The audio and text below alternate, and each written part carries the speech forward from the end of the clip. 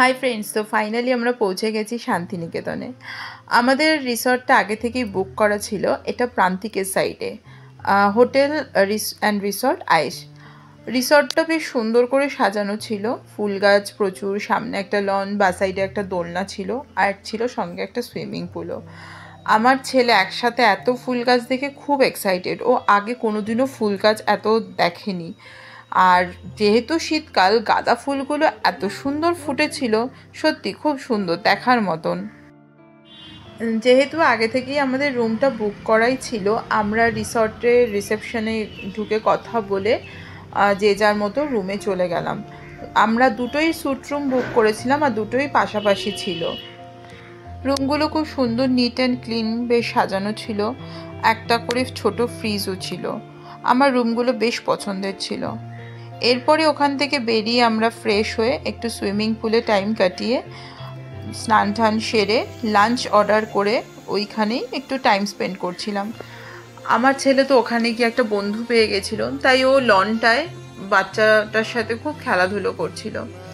ওখানে খানিকক্ষণ আমরা টাইম স্পেন্ড করছিলাম এই কারণেই, কারণ লাঞ্চটা যেহেতু আমরা অনেক বেলা করে গেছিলাম, ওদের রেডি করতে টাইম লাগবে। তো আমরা লাঞ্চ সেরে নিয়ে একটু ওখানে ছবি টবি তুলে সেদিনকের মতন দুপুরটা আমরা ঘুমিয়েই কাটিয়েছি।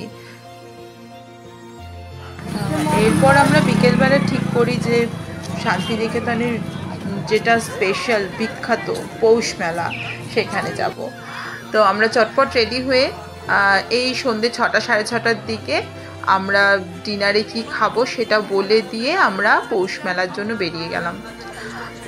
মেলাটা বেশ বড়, প্রচণ্ডই বড়, আর অনেক ভিড় ছিল। যেহেতু ওই সময় প্রচুর বাইরে থেকে ট্যুরিস্টরাও আসে এই স্পেশাল বিখ্যাত মেলাটা দেখার জন্য।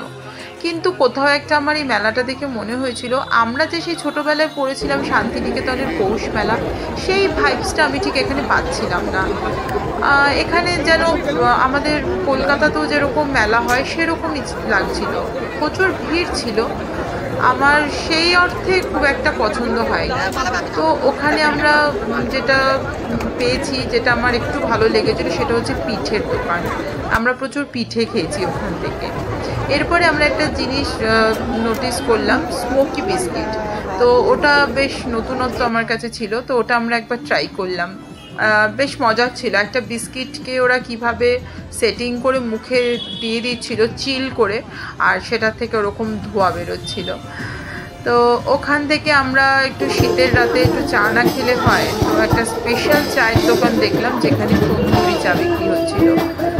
আমরা 4 জনের জন্য 4টে তন্দুরি চা অর্ডার করে ওখানে চা খেয়ে ঠিক করলাম, যেহেতু অনেকটা রাত হয়েছে আর সঙ্গে ছেলেও ছোট, তাই বেশি দেরি না করে রিসর্টে ফিরে গেলাম।